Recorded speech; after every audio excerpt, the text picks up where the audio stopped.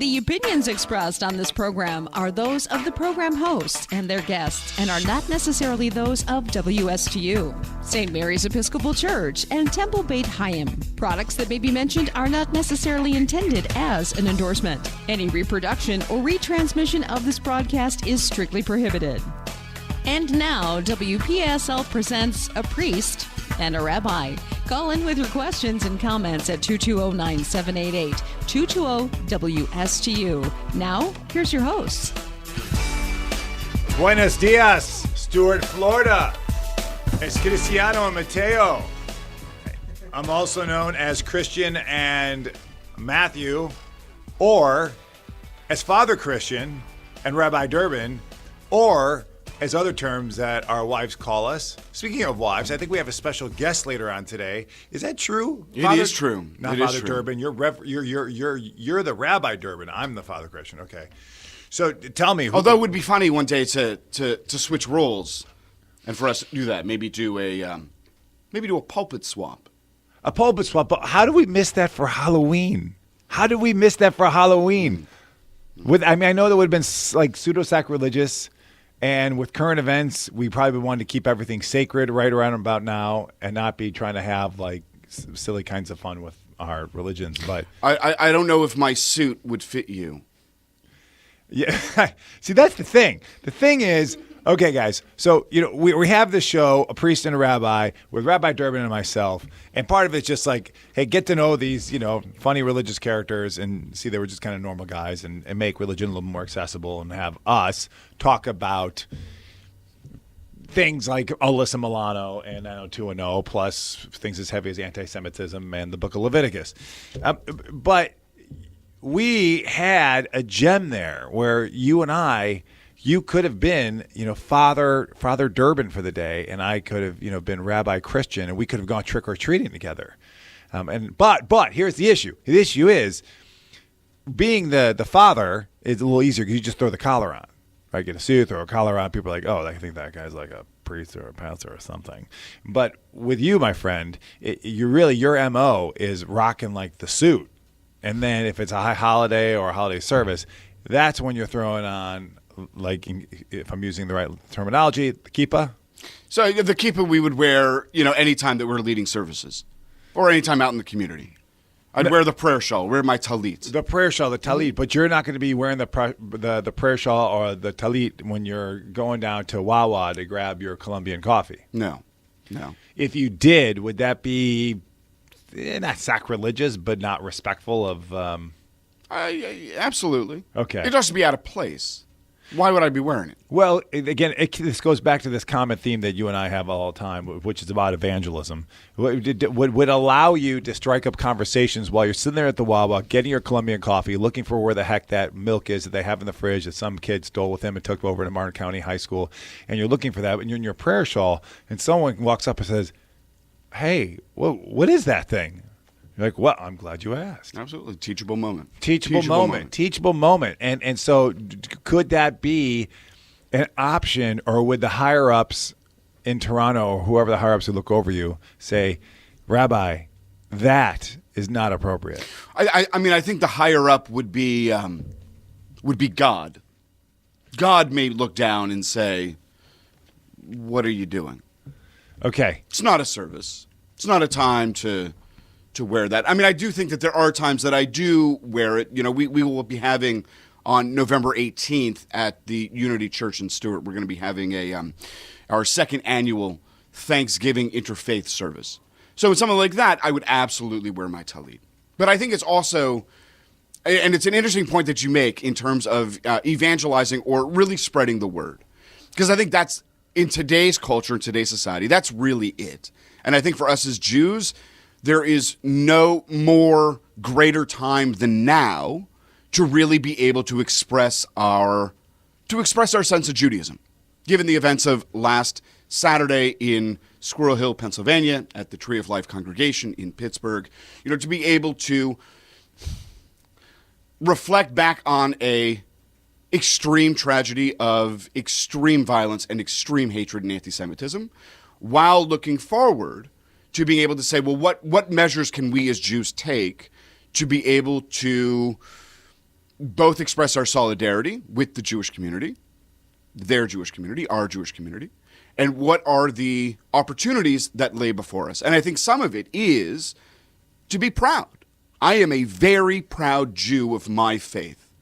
And I think that there are things that we can do to try and soften such a devastating tragedy. Right. So as you can tell that this show, we got a couple things going on for the show today for you. All of our amazing listeners are so happy. We're going to start to get callers in now. We're just moving on up, man. Next thing you know, ESPN's going to want us to come on and do like a 20-minute Sports Center segment, the priest and the rabbi talking about NBA highlights. But until we get to that point, we're very happy to be here at WSTU and working with our wonderful Michael producer here. But today we will be, of course, we have to reflect a little bit on what the events that inspired over this last week. I mean, just 2 weeks ago, we're talking about the signs of anti-Semitism, the reoccurrence of it, the permission for it, and then, my gosh, just days later, 24 hours later, we recorded last Friday. Yeah. And 24 hours later, when we finished at 10 o'clock.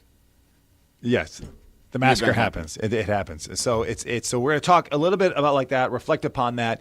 Then we will also catch up on some of the challenges that we give one another as a rabbi, as a priest. Last time it was the 90210 challenge, and then this week was the Alyssa Milano challenge for myself. How we make the transition from that, from the Tree Life Synagogue, I don't know, but we're going to see if we can do that without being completely irreverential or disrespectful. And then we have a guest. We have a wonderful guest. We have a beautiful guest coming, if I might say so myself. It is the rabbi's wife. The rabbi's wife, who is also a rabbi. And she's going to be coming, and not only coming to talk and say, hey, I'm just the rabbi's wife. No. She's coming as an expert to help guide us through sex, where it's a part of religion that we sometimes do not talk about. Sex, it's just we shirk and we freak out about it, but it's in the Bible. We talk about it in the Bible. It's something we need to discuss. So we're going to do a hint of that today, and I would assume that we would probably pick that up in another episode because that's just a hot topic that I think will spike a lot of curiosity. So first, for this first part of our show here, before we bring in our wonderful guest, you had a gorgeous and a beautiful service at Beit Hayam in Stewart, and you made it a community service. It wasn't just for your community, right? The community was invited to everyone. St. Mary's Episcopal Church posted on their Facebook. A bunch of people from St. Mary's came, which was great. You were so wonderful to be able to invite me up at the end to say a benediction. I think a service like that is what you're talking about. It both shows unity with the Jewish community, within the Jewish community, and you showing unity for your brothers and sisters out in Pittsburgh. But then it also invites in all the rest of us, all of us Gentiles, to come in and stand shoulder to shoulder. It was standing room only in there. And to be there and reflect and listen and hear about their prayers and thoughts are nice, but it's not enough, right? There's more that needs to be done. This is real. This is real life. We're not reading a history book. This just happened. And what do we, Gentile and Jew, want to do to end this horrific disease of violence? And we all of us have a responsibility. Thoughts and prayers are great. Pray. But there are action steps we need to take to help end this disease. I think part of the challenge that we faced, obviously, with the event that happened on Saturday morning, and sending out a notification to our congregation on Sunday morning, Sunday afternoon, to join us on Tuesday night at 5:30. Now, we expected anywhere from 50 to 100 people. We didn't expect 300 plus and a standing room only. And I think that what it showed us as a Jewish community is that we are a community. We are not only Temple Beit Hayam, that we are Martin County, that people care and are very passionate of the tragedy that happened and trying to eradicate it. And I think that there was something really beautiful in that space of people coming together to show solidarity. For us as Jews, any Jewish person who is persecuted or any act of violence in any way to any Jewish community around the world affects all of us. And I think that that's really something to recognize, is that although Pittsburgh may be 1,400 miles away, it might as well be half a mile away. It doesn't matter. Internationally, we as Jews, we are a small people. We are a committed people, but we are unified around the world. And I think that listening to my colleagues around the country who held vigils from Sunday night all the way to last night of tens of thousands, if not hundreds of thousands, of people who flocked into synagogues to show their support, which I think is it shows us as a society where we are, that I think that there are good people. There are people who really take this and say, enough is enough. And as my comments, as you had mentioned, prayers and thoughts, yes, it is meaningful and it is important. But when are we going to get to the point where prayers and our thoughts and our condolences, they're not enough? And I think in today's world, we need to take a very firm and very important task and responsibility, which is about accountability. Accountability for our leadership, accountability for one another, and to strengthen the bonds of who and what we are. It wasn't by accident that I asked you to do our closing benediction. Part of it is from a collegial basis. Another part is because of our very strong friendship. But the other is I need our community, both Martin and our Jewish community, to know that we are also supported by those of our non-Jewish community who stand arm to arm with us. And I think that was the big message. Yep. And I think the more and more that we can see that and witness that of having the entire community, was religious community, even if beyond the religious community, to be there and standing arm to arm and shoulder to shoulder. This is so it doesn't become, again, a Jewish thing, or if people just look at it and say, oh, they feel bad for the Jewish community, and then they move on, as opposed to saying, no, this is affecting all of us. There is this plague of hatred that is happening, and it's popping up. In just the same week, you had the guy who walks into the church, the black church in Kentucky. This is the next day. The doors are locked. He can't get in. He goes over to Winn-Dixie, pops two people over there. We have the packages that just happened the week before throughout all the people who are critics of politicians. And so it's just this, there's this permission, there's this perversion, I guess, of how do we comprehend and understand and deal with those maybe we think are the other or we don't like, and how do we express that? And each single one of us has to stand up to it, whether it's something as simple as you see something, say something, but also stopping and ending conversations that start to go in the direction that are going into places of hatred and forming the other, because it's become this commonplace, and we all need to be a part of that. And I would say your prayers definitely help form you into what really truly is the beloved community of God, to say, God, teach me. Let me be honest with you, God. I can be a pocket racist, right? I think for all of us to have this, I think it's in all of us, this tribalism that's been here since the beginning of millennia. Tribalism can be good. It can give us comfort. It can give us ease. It can give us support. But the negative part of it forms exclusivity. It forms judgment. It can form hatred, looking down, and also just to rid other folks who are maybe threatening your tribe. So we're here at the station. We would love to get your phone calls too on all this. 772-220.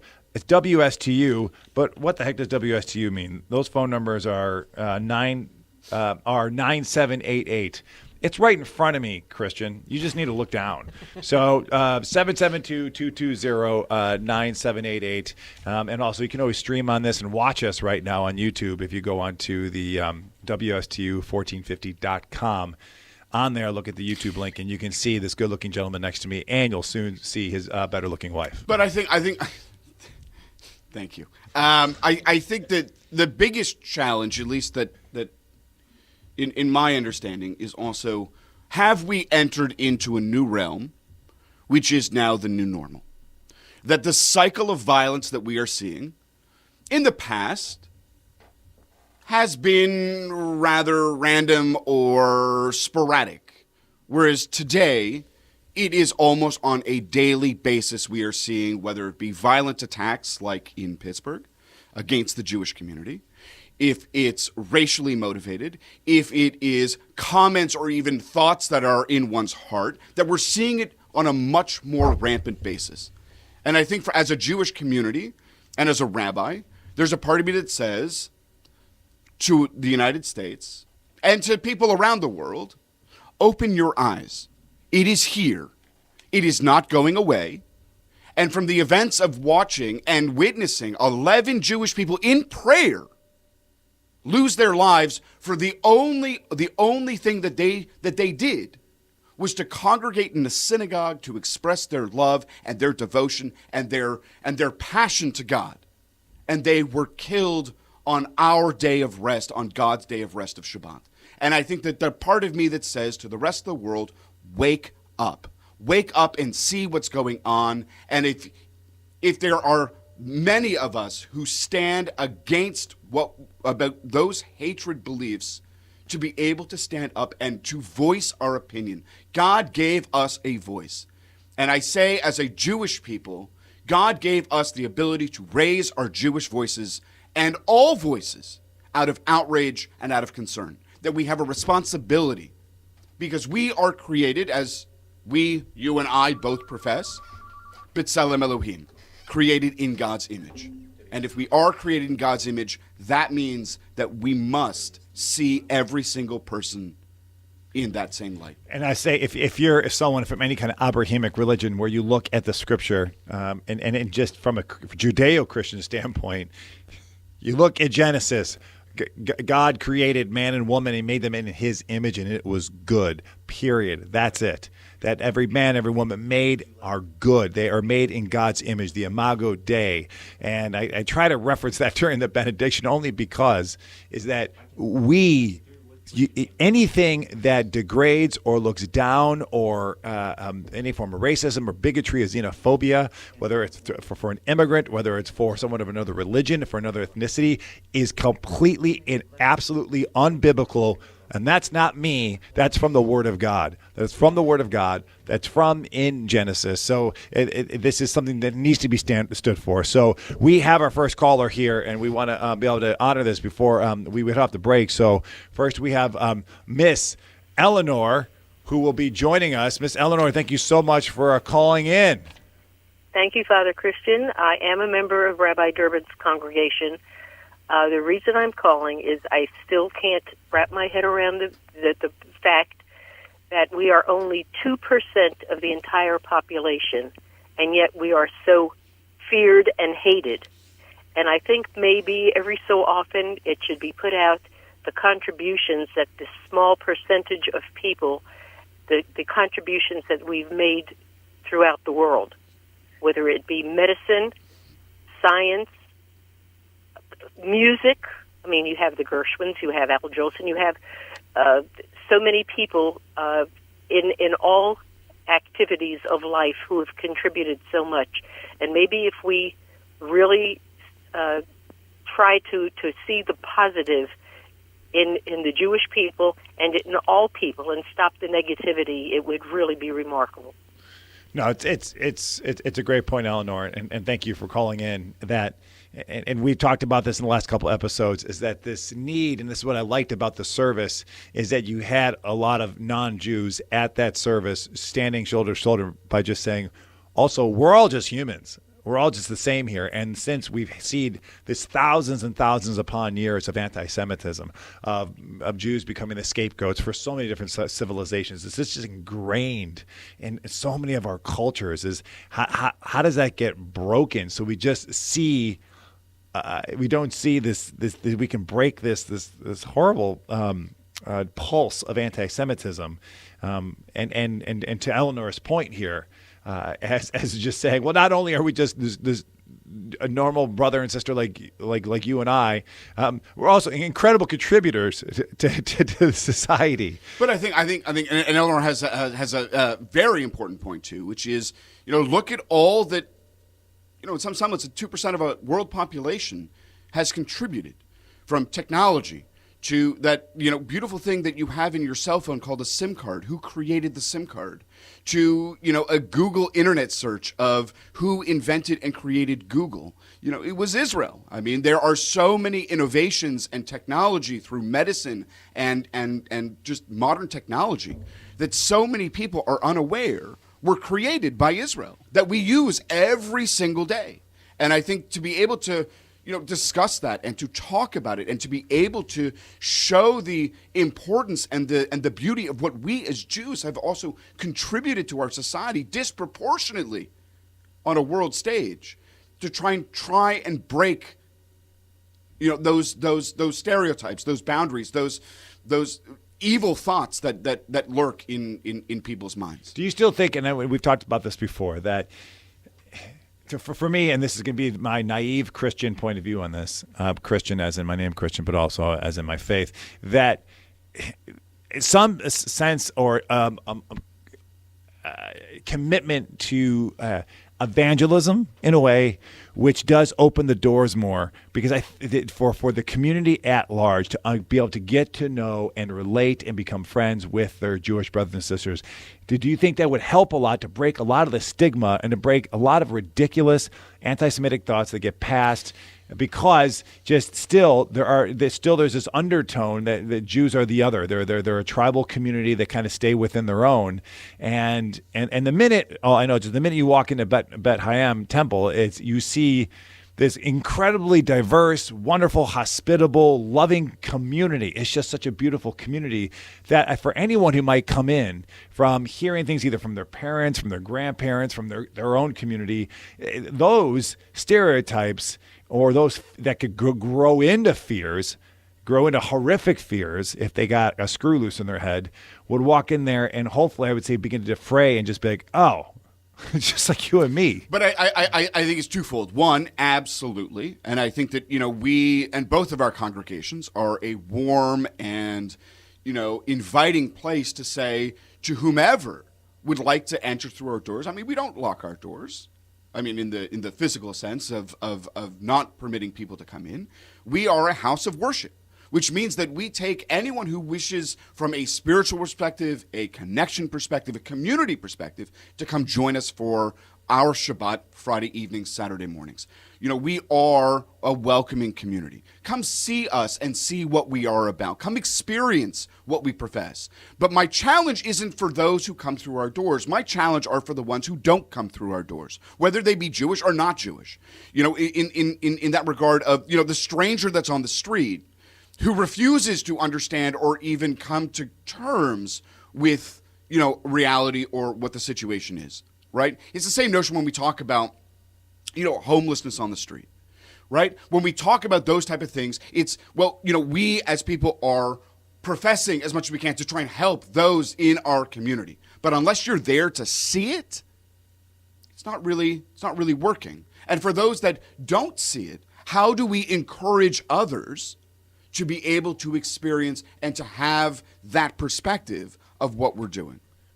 It's a challenge. It's definitely a challenge. It's a huge challenge. So I would say that a big challenge for all of us in Martin County, it's to challenge yourself. If you haven't been to Bet Hayam, just go. Just go. Go check out a service. Go hang out. If you've never, ever done it, just do it. Start a movement to do it. I challenge you right now, before the end of 2019, just to get over there. And I think the St. Mary's and also Bet Hayam will also get our dialogue going again, where before I went over to Bet Hayam and we had an open dialogue, but then have the same thing, have the rabbi come over to us. So we were, before, again, we're going to throw it a break, but let's just stay right here because we got another caller coming in, because when we come back from break, we'll be switching it up just a little bit. So can we bring in Mr. John? Mr. John, thank you so much for giving us a call.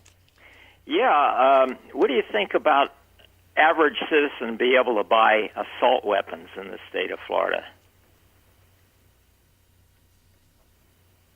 Well, the only reason why I pause is I'm trying to stay within the boundaries of that killer that went into killed them Jewish people.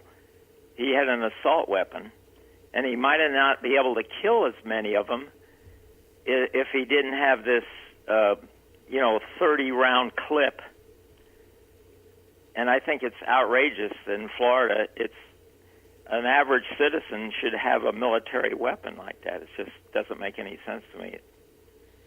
Right. And I know that the challenge with a priest and a rabbi having a conversation about more of a interreligious talk is then you can't help but sometimes it will bring up, obviously, this was a major piece of this, which was talking about gun control or gun rights. Mike, did you have?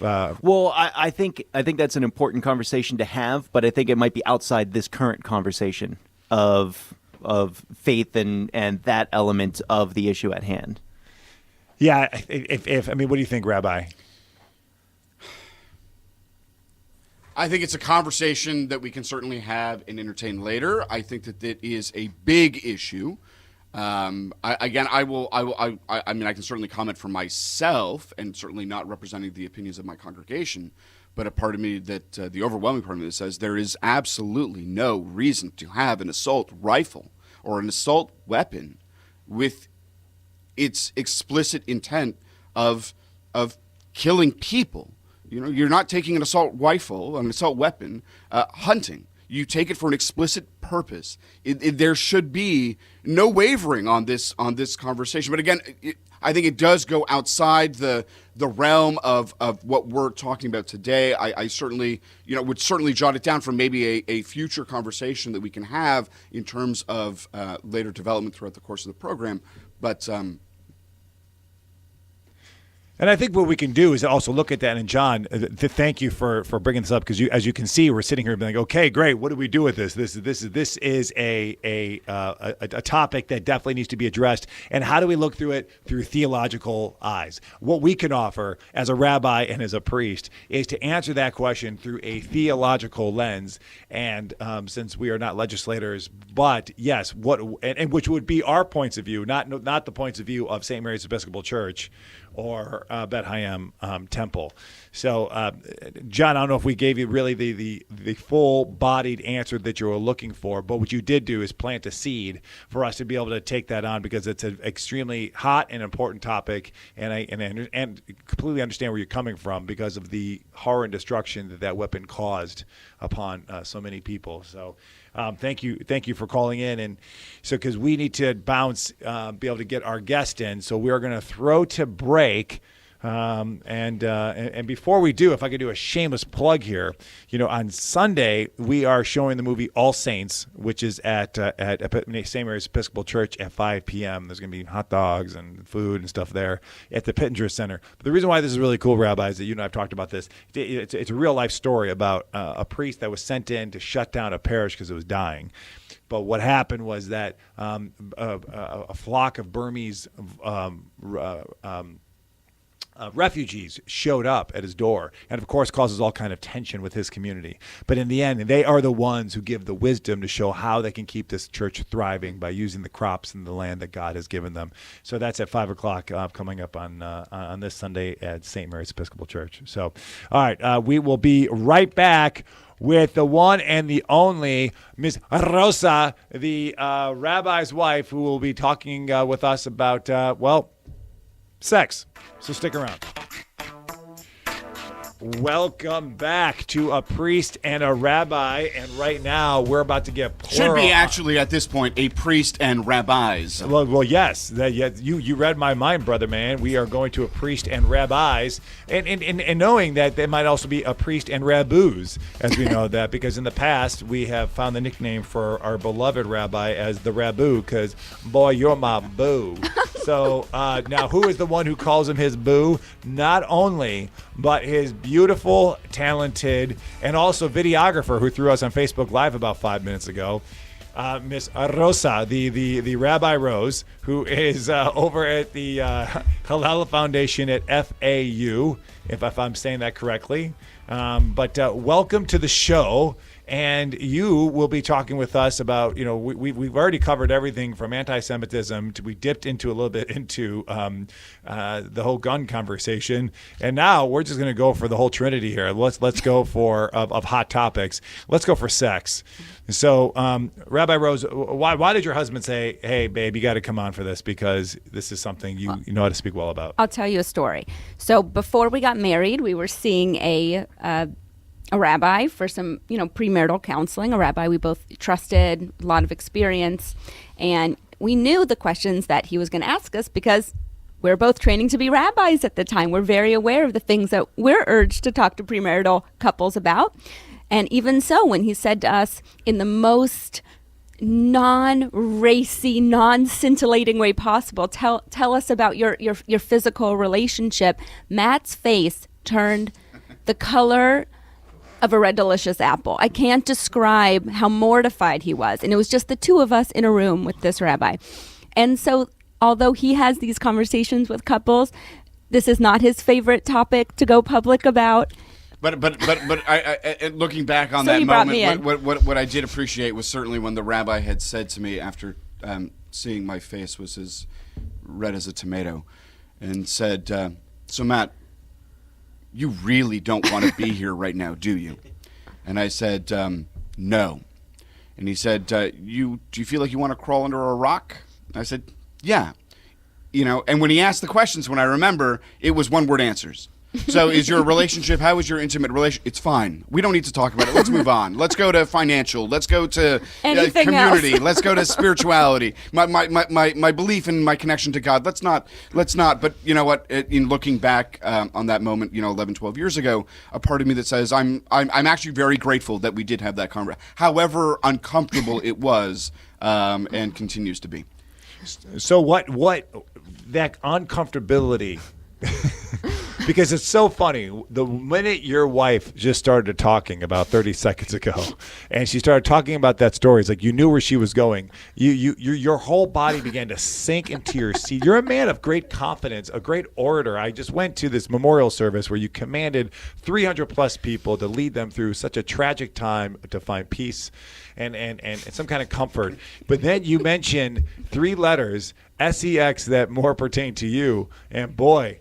Man, you were looking for the restroom real quick around here. Well, listen, that's why we're a good team, because this is my favorite topic. I could talk about it all day, much to Matt's huge embarrassment. And it's good that I can talk about it because one of us at least needs to. We've been married 10 years. We have 3 kids. So obviously we've participated in the act. And as rabbis, we have to be able to talk about it. We have to be able to have positive conversations with our kids about it. It's important. And it's a positive mitzvah in Judaism. It's a positive commandment for married folks to have sex, especially on Shabbat. And we have to keep talking about it and keep doing it and spread that message. Okay, so you are mainly surrounded by college kids? That's right. And the work that you do. So let me ask you a question. When you start talking about sex with them, the truth is, what would you say? It's hard to give it a percentage, but would you say the majority of them, half of them, maybe only 10% of them have already experienced the event of sex? I would, for the kids that come to, say, our educational offerings, at least half of them have dabbled in this world. And last week, our topic, we have a weekly lunch and learn every Wednesday for the college students, and I brought in an Orthodox rabbi, and this is his field, and he's amazing at talking about it.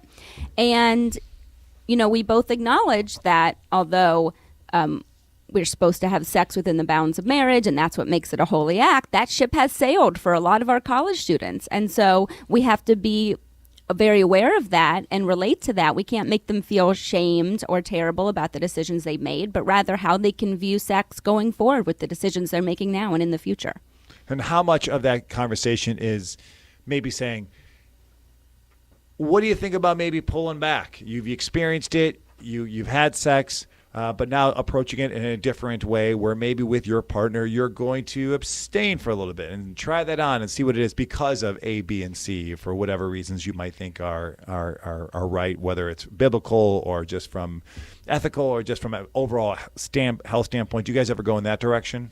We do, but that idea really blows their minds. So we frame it in the way of traditionally, Orthodox Jews, for example, abstain from sex for 2 weeks out of the month. And the rabbi was explaining that when they reunite every month after the 2 weeks, it's a very romantic time, he was explaining.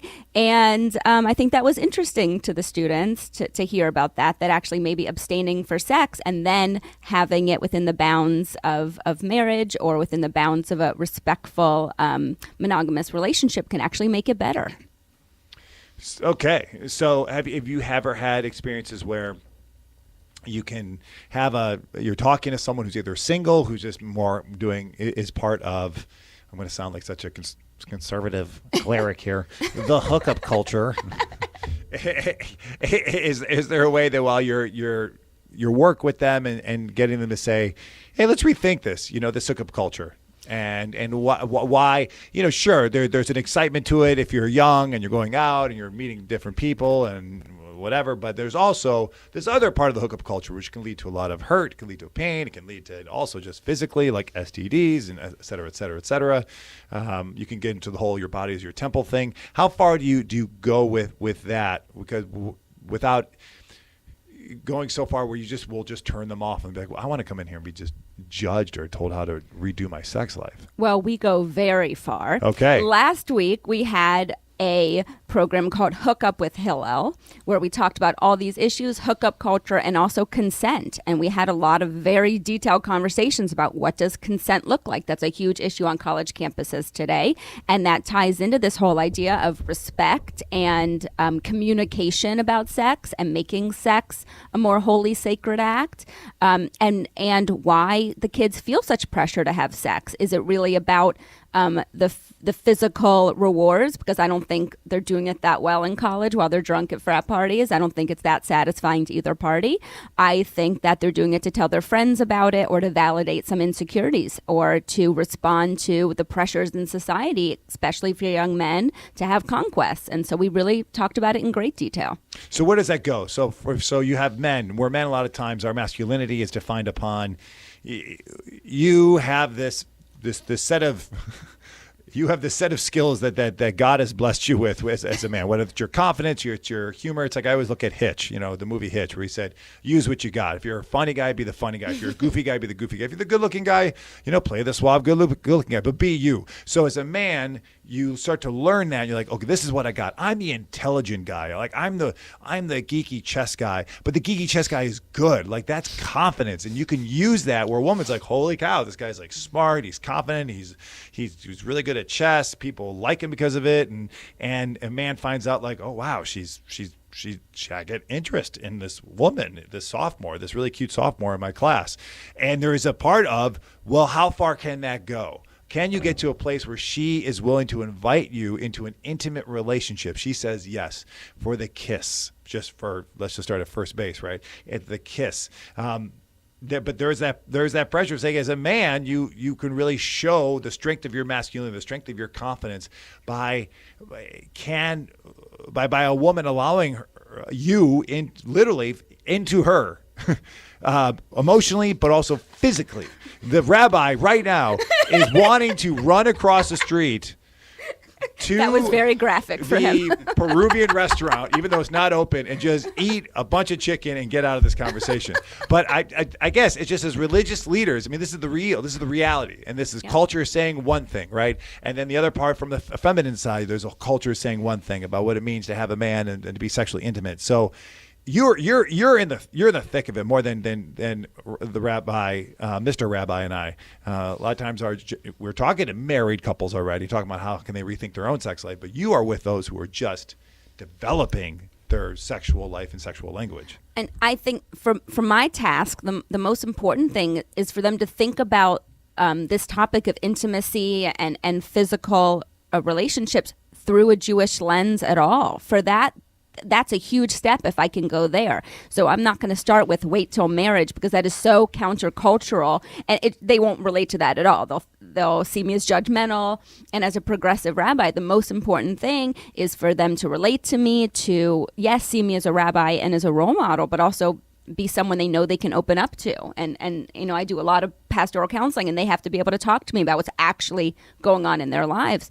But to frame their physical relationships within a Jewish context and talking about the values of, respecting your body and Shmirat Haguf, guarding yourself physically and emotionally, and also the traditions around sex in marriage and how that's awesome, and being very positive about that, and that's how I have to frame the conversation. So if I can even get them to see that the goal is not to have sex, but maybe to have intimacy, and maybe to have like real relationships with their peers that don't exist just over like DMing on Instagram, but that they're actually just kissing, and maybe there's something really amazing about that, and they don't have to rush to the next step, and actually seeing intimacy for what it is and not what they see portrayed on the internet or in movies, but actually, figuring out what it is and that it's special and it can go step by step and they don't have to rush into things. And if I could do that, I think I've done a lot.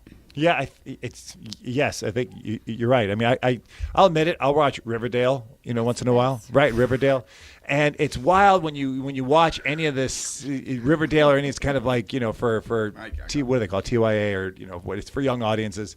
That how quickly you have teenagers on these episodes, that how quickly the writers will move the leads into a situation where they're definitely about to have sex. And you're like, what? And I'm like you right now, Rabbi, Mr. Rabbi. I want to run out the door because I just get so uncomfortable that are we really about to suggest these two 16-year-olds, right? These two juniors in high school or sophomores are about to go upstairs into a room and have sex. I mean, that Riverdale had an episode where the lead characters all went into, separately into rooms.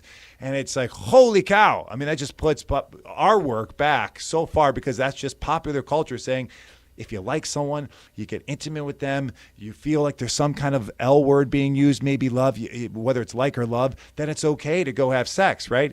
But how much, I guess, do I want to say? Because the Bible, from a Christian perspective, is for the most part pretty clear. There's some interpretation there, but Paul refers a lot to staying away from sexual immorality, and also then the Bible talks a lot about the sacredness of the wedding bed, that what is shared between a man and woman in a bed, and keeping that so sacred to how important and beautiful monogamy is. Like the most physically intimate place you can be with someone besides childbirth is in the bedroom, right? Sex. And so you want to be able to share that beauty with one person, and when you share it with others and a bunch of others, you take away from that pure intimacy you get with one person to build the gorgeousness of it. But that is not what's practiced often. And St. Paul will talk about in his, he was a Pharisaical Jew, about this he refers a lot to sexual immorality. He doesn't say you can't have sex before marriage, but the majority of scholarship would say he's referring to sexual immorality would be sex outside of marriage. So for us, I think sometimes is talking about what are the benefits of holding off? What are the benefits of taking your time? What are the benefits, or at least just waiting for a lifelong commitment or a commitment before sex? If you want to try to find a good man, wait for a guy who's willing to wait for a full committed relationship before going into sexual intimacy. You really want women, you want to find a good guy? Don't hook up with him. You don't. Because then he just sees you as a hookup and your wife material went out the window. You wait and say, I'm not doing this until marriage, and he sticks around, odds are you got yourself the potential for a good man. I think so, but it's really interesting when talking to college students because folks are getting married later and later now. So the idea of waiting till marriage was okay when folks were getting married 22, 25 latest, you're an old maid. But, most people aren't getting married till about 30 now at least. And And, the movie 40-Year-Old Virgin, could be true for a lot of folks if they're waiting until they're married. And that might be an unrealistic goal in today's society to wait that long. And so if I were to say to students, wait till marriage, they're not even thinking about marriage. They're thinking about just trying to get through school and they work and they're raising money to just pay for their classes. They can't think that far in advance. So again, I try to frame it within Jewish text. So even in this week's Torah portion, Haye Sarah, our matriarch Sarah dies at the very beginning, and her husband Abraham mourns for her, and it's the first incident of mourning and loss in our text. And there's a midrash, an explanation of the Torah portion that teaches that there used to be a light over Sarah's tent, and that was symbolic of her connection to God. It was a physical manifestation of her connection to God. And when she died, the light went out. So when Isaac brought home his wife Rebecca, and Isaac was probably around 40 at that time, so he was a 40-year-old virgin, we assume. Now, when he went into that tent and with Rebecca, the light sure came back on. And so, we could talk about, spiritually, that's about the connection to God returning, or the connection, the promise of future generations. But I think it was just Isaac being so relieved, that they could enter that very sacred act of sex. So, when I share a story like that with the students, it does teach them that the ultimate goal is sacred, monogamous, relationships that are sexual, hopefully in marriage, but also just what does that mean? Let's unpack that for what that means in our lives. Like, do you think that you should be in a tent with just one person? And what would it mean if that light went on for you? This is, if you have any questions, to please call. We got a Rabbi Rose here. The phone number here is 772-220-9788. Love to hear your questions regarding this. So, again, can I just acknowledge how funny this is, that Rabbi Durbin is usually one to have a plethora of words pouring forth from his mouth. Plethora of words. A plethora, just pouring forth like the Niagara Falls, and right now he is in a drought. No. I wanted my wife to have the opportunity to express herself. And, I'm the one kind of sitting here just as a red tomato. Yes, as a red tomato, but also having the opportunity just to kind of reflect on her sage words.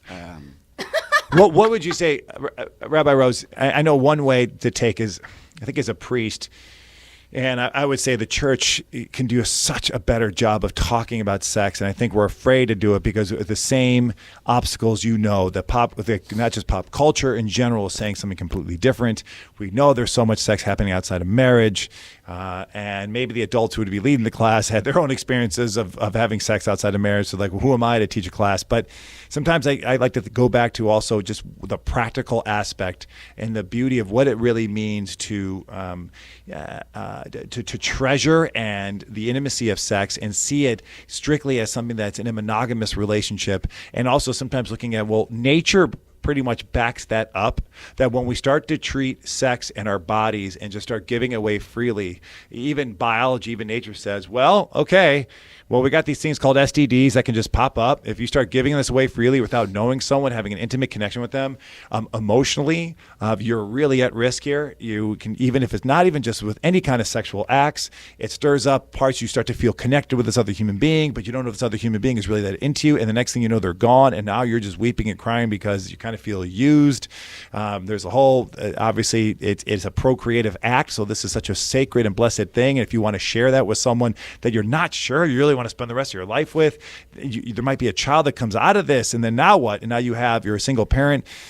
I mean, do you think those practical more approaches too, and saying, there's a reason why God and nature are pretty much in the same thing here? Have you ever had someone say, let me rethink this, and I want to rethink the way that I explore my intimacy with another person? I have without obviously naming names. I have a student who used to be a lot more promiscuous, and then she realized how over time and through education and Jewishly as well, that she realized that was not the right course for her, and it was bad for her self-esteem, bad for her spiritual life, bad for how she thought about herself, and she wanted to enter into a monogamous relationship, and she's much happier, and she's and I think that that has happened for the students. I think sometimes they get to college and it's like, woo, I'm free and I can drink and I go out and my parents aren't with me anymore, and they go really wild, and then they kind of rein that in later and realize, wow, that's not healthy, that's not good for me, and then we can really start to give them a religious framing to that. For example, teaching them, do you guys know that in Judaism, yes, a husband is commanded to have sex with his wife, and certain times per week. Like, sex can be positive and it can be awesome and sexy in a committed relationship.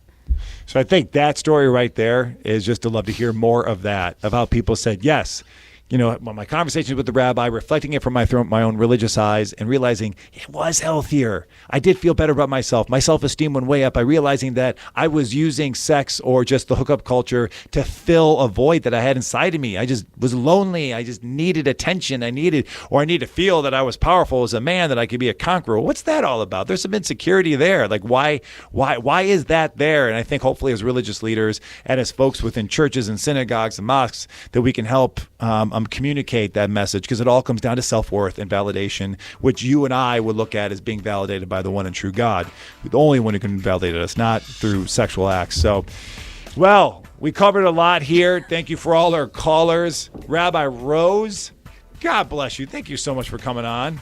Happy to be here. Thanks. I think we need you on here again. And tell everyone where you're located at. The Hillel of Broward and Palm Beach, and at FSU and also NSU and Lynn. All right. So if you got questions about sex, you can email her. And what can they email you? Sure. Where can they email you at? Rabbi Rose at hillelcenter.org. Rabbi Rose. All right. Well, Mateo, Durbin, the quickest way to get you to just be quiet is just start talking about sexual intimacy. So I learned something today. Me too. All right. Me too. All right. That's one thing we learned today. The other thing we do today is keep the prayers and also the action of where our Lord is leading us to bring a more just and peaceful society and to stand up against hate. God bless you all. We'll see you next week.